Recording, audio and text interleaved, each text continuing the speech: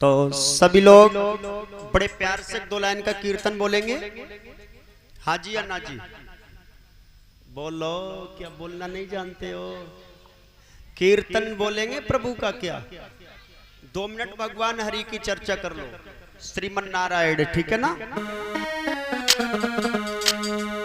हरि श्रीमन नारायण नारायण नारायण भजवन नारायण नारायण नारायण।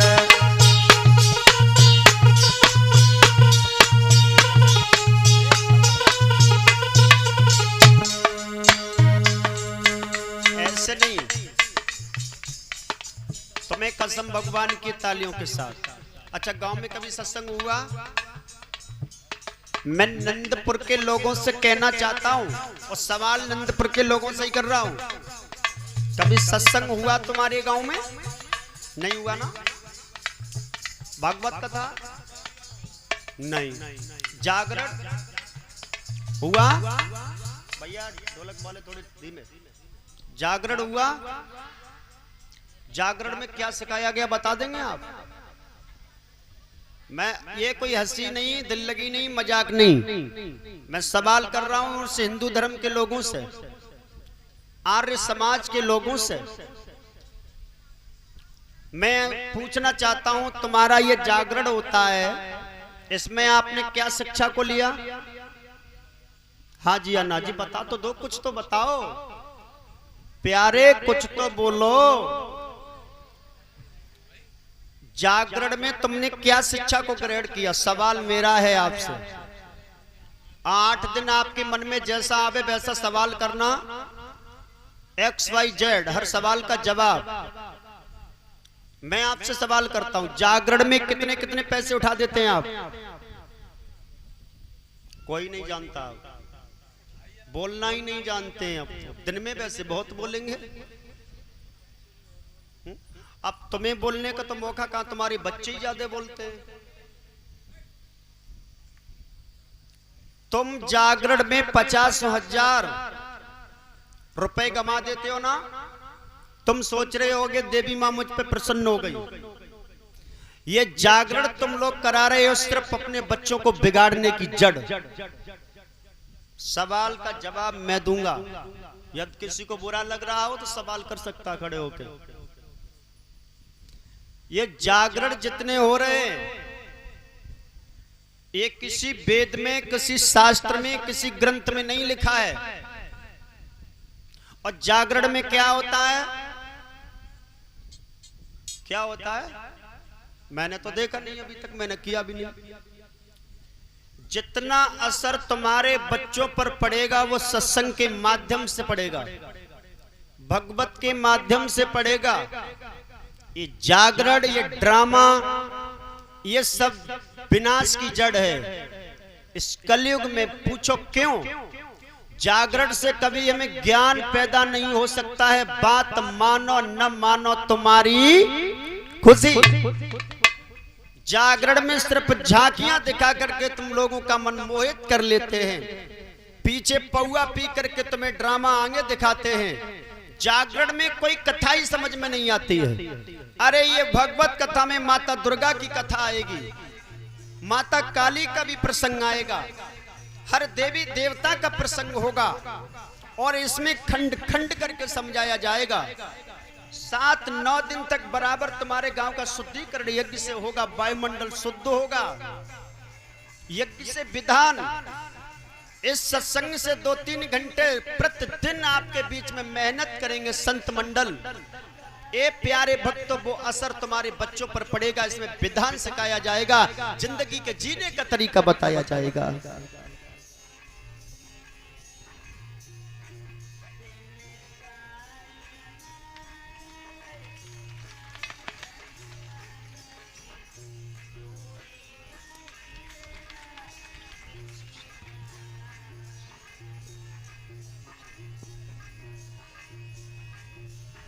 देखिए,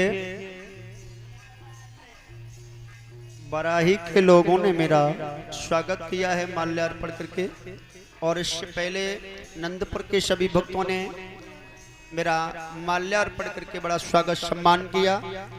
भगवान से कामना करता हूँ ऐसे भक्तों को सुख और शांति दे, धर्म के मार्ग पर आगे को बढ़ाते रहे। भगवान से मेरी यही आशा और आकांक्षा है। बोल सच्चिदानंद भगवान की। प्यारे भक्तों, इस गांव में ये सत्संग या भागवत पहले से हो जाती तो तुम लोगों में बहुत बड़ा सुधार होता। अब तुम लोगों को बुरा तो लग रहा होगा, महाराज हमारे गांव के पीछे पड़ गए।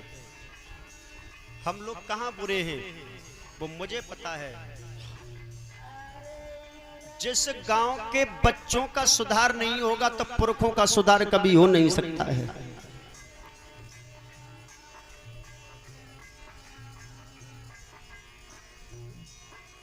भैया बुरा नहीं मानना, और बुरा मानो तो मानते रहियो, मुंह पे कोई फर्क पड़ने वाला ना है। तुम अपना कर्म नहीं छोड़ोगे, मैं अपना कर्म नहीं छोड़ूंगा। मैं अपने पर अटल हूं, तुम अपने पर अटल रहो। मेरी बात को समझ लोगे तो जिंदगी बन जाएगी। अभी भी देख लो, तुम्हारे ही बच्चे हैं पीछे, देखो कैसे कर रहे हैं। देखो ये पढ़े लिखे समाज के बच्चे हैं। सारा दिन हो जाता है, आधी आधी रात हो जाती है, बच्चे गांव के बिगड़े हुए हैं। बस उन्हीं के बच्चे बिगड़े हुए हैं जिनके माता पिता बिगड़े हुए हैं। हंसने की बात नहीं है, दिल लगी नहीं कर रहा हूं। ये हंसने से तुम्हारा काम नहीं चलेगा। दांत फाड़ के दिखा दिए। माता निर्माता भवत, माँ का कल्याण है, करती है बच्चों का। जिसकी माँ और पिता बिगड़ा हुआ होता है उसकी औलाद बिगड़ी होती है। प्यारे भक्तों, बात मानो न मानो तुम्हारी खुशी। अच्छे पुरुषों के पुत्र, महान पुरुषों के बच्चे कभी ऊधम मचाते नजर नहीं आएंगे तुम्हें। बुरा मत मानना, मैं कहूंगा और कहने के लिए आया हूं। आप लोगों से कहूंगा नहीं, तब तक आप लोग मानोगे नहीं। सिर्फ बात को सोचना और समझना है।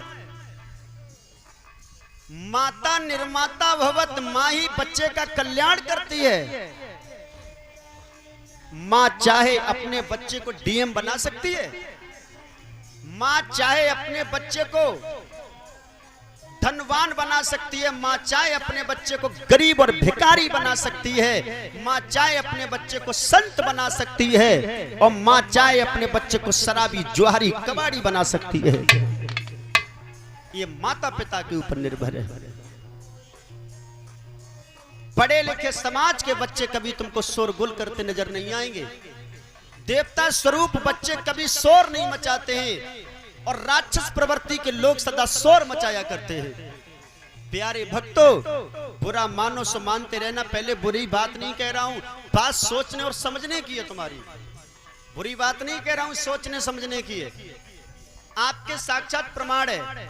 यहाँ कई बुजुर्ग बैठे देखे रहते हैं, ये पेड़ों के नीचे कई बुजुर्ग बैठे बैठे देखते रहते हैं, कोई बच्चों को रोकने वाला नहीं है। एक तुम्हारा निंदपुर में बच्चे, दूसरा बदायूं जिला में सकतपुर पड़ता है, दातागंज तहसील में एक कंडेला गांव पड़ता है। इतना बड़ा हो गया, सत्संग बहुत किए, लेकिन 3 गांव के बच्चे मैंने देखे हैं, और उन 2 गांव में मैं जाना ही भूल गया बच्चों के प्रति। इन गांव के मतलब पूरे गांव की बात आती है, इसमें यह नहीं कि आधा गांव का नाम लिया जाएगा। एक मछली सारे तालाब को गंदा करती है। कि जब इन बच्चों में संस्कार नहीं हो सकता है तो प्यारे भक्त, माता पिता में संस्कार होना बड़ा मुश्किल है। यह हकीकत है। हम में संस्कार अच्छा होगा तो मेरे औलाद में संस्कार अच्छा होगा।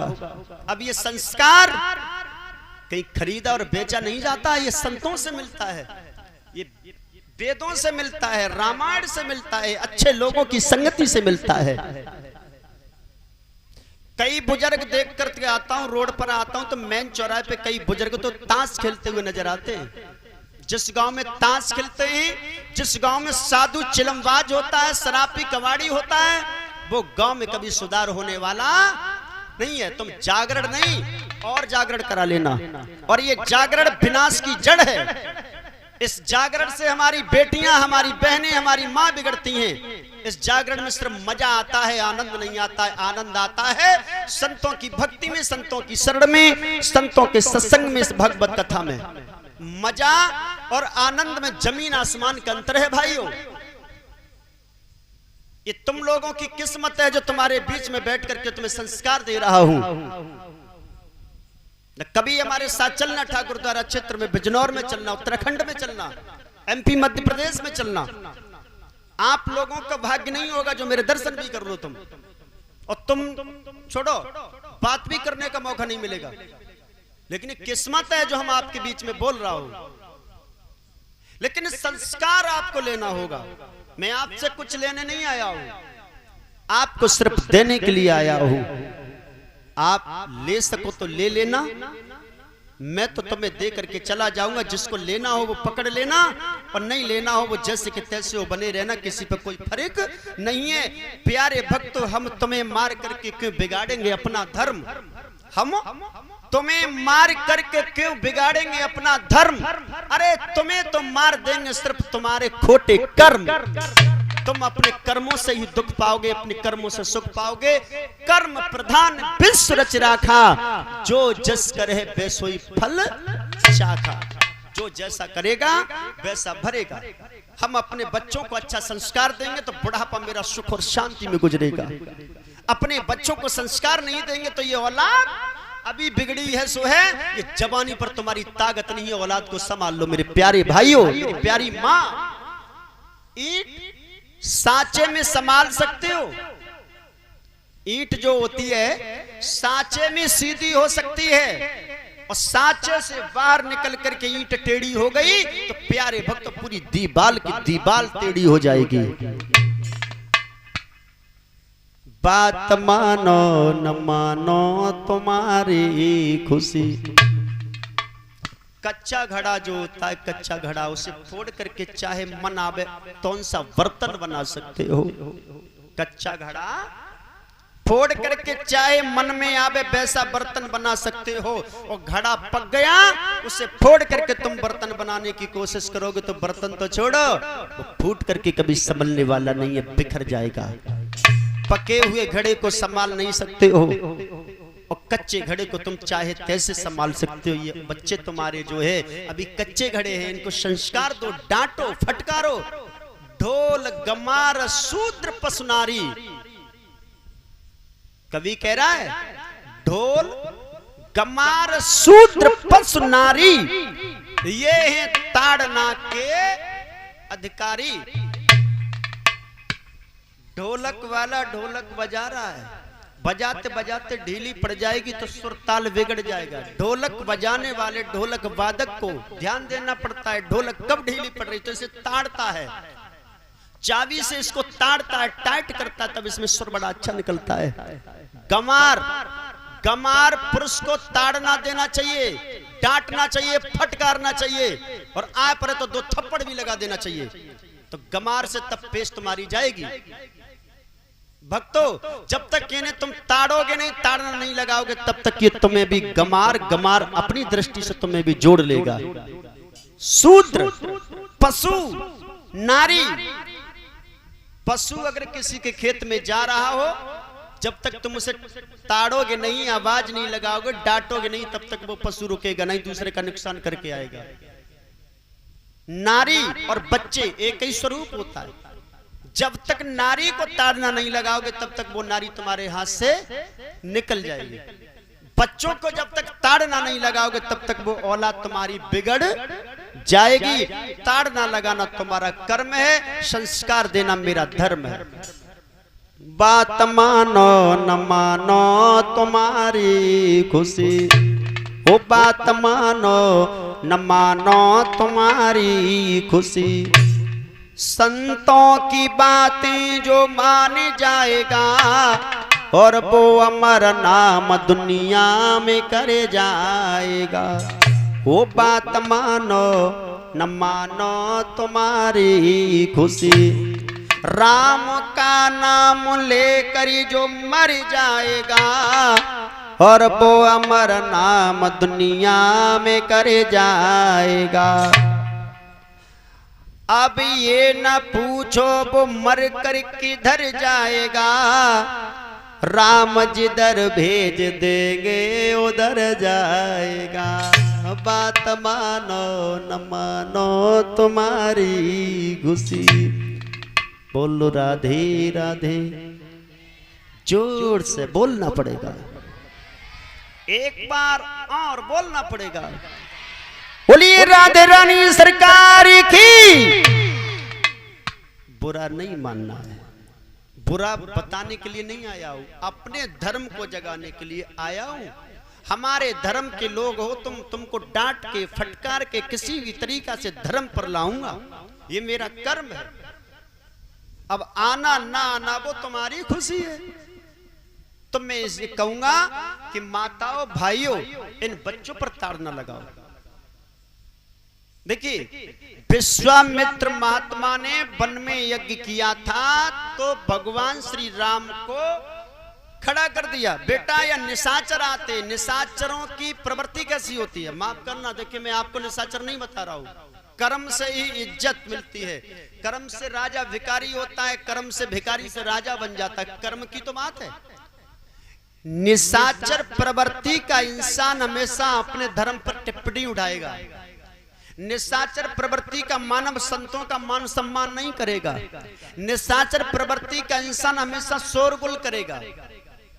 जैसे कि तुम्हारे ये बच्चे शोरगुल करते हैं, ऐसे ही शोरगुल उस ताड़िका वन में हो रहा था। कभी बच्चों के रूप बनाकर किसी तरीका से न पूजा करने देते थे, न सुनने देते थे, न समझते थे। तो भगवान श्री राम से कहा था विश्वामित्र ने, देखो बेटा, निशाचर प्रवृत्ति के लोग कभी बच्चों के रूप में आते हैं, कभी शोरगुल मचाते हैं, हमें यज्ञ में विध्वंस करते हैं बेटा। और यज्ञ में जहाँ विध्वंस होता है वहां नाश होता है मेरे लाल।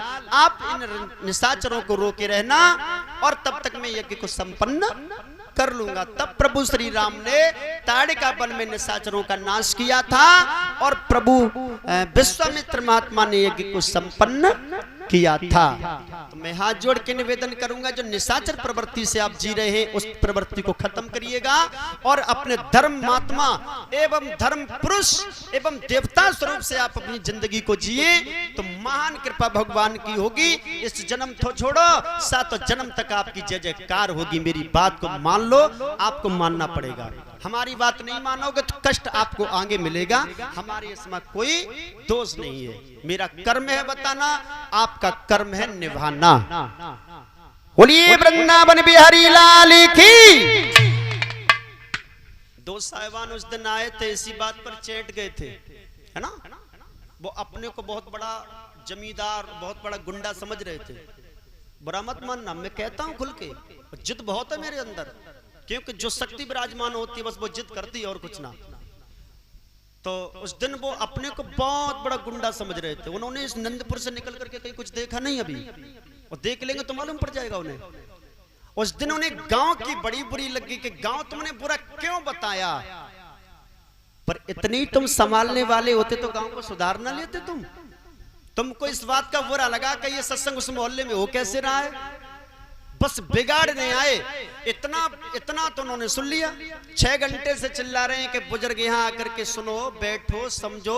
एक भी बुजुर्ग नहीं सुन रहा था। ये लग रहा था शाम को तमाशा होगा, नट आएंगे, अपना कला दिखाएंगे, चले जाएंगे, देख लूंगा।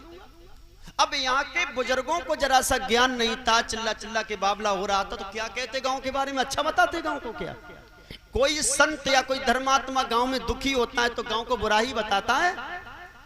अब मैं समझाने के लिए आया हूं, सिर्फ समझो। मैं ये नहीं कहता हूं कि मेरी सेवा करो, मैं यहाँ पर खर्च कर रहा हूं। ये कोई हम पागल कुत्ते ने नहीं काट लिए, इतना खर्च कर रहा हूं, दिन रात तुम्हारे हित में चिल्ला रहा हूं। आप कोई हमें 2-4 लाख रुपए नहीं दे रहे हो तुम, क्योंकि तुम खुद ही भूखे हो, दूसरे को दो क्या सकते हो। कहने का मतलब सुनिएगा, मैं आपको देने के लिए आया हूं, मेरा ले लो तुम, लेकिन मुझे कुछ मन दो, लेकिन सुनो और समझो और अपने गृहस्थी का अच्छी तरीका से पालन करो। अपने हिंदू तो धर्म को निभाओ, तभी तुम्हारे हिंदू होने का कुछ फायदा होगा, तभी मानव होने का कुछ फायदा होगा। अन्यथा ये दुनिया वाले उद्यम करते रहे, निशाचर तुम्हें परेशान करते रहे, अगर तुम्हारा बल किसी मतलब का नहीं हुआ उनके आगे तो तुम्हारे मानव होने का कोई फायदा नहीं होगा। तुम अपने धर्म को बचाओ, मैं सिर्फ तुम्हारे धर्म को जागृत करने के लिए आया हूं। तुमने अपना धर्म नहीं बचा पाया हिंदुओं, तो एक दिन वो आएगा कि मुसलमान अधिकार तुम्हारे ऊपर करेगा, तुम्हारे राज्य के, तुम्हारे धर्म के ऊपर। तुम्हारा धर्म मिट्टी में मिल जाएगा, ये कुछ समय आने वाला है। आज मेरे हिंदू के धर्म में कोई काम होता है तो हिंदू वहां पार्टियां निकाल लेता है। हिंदुओं के धर्म में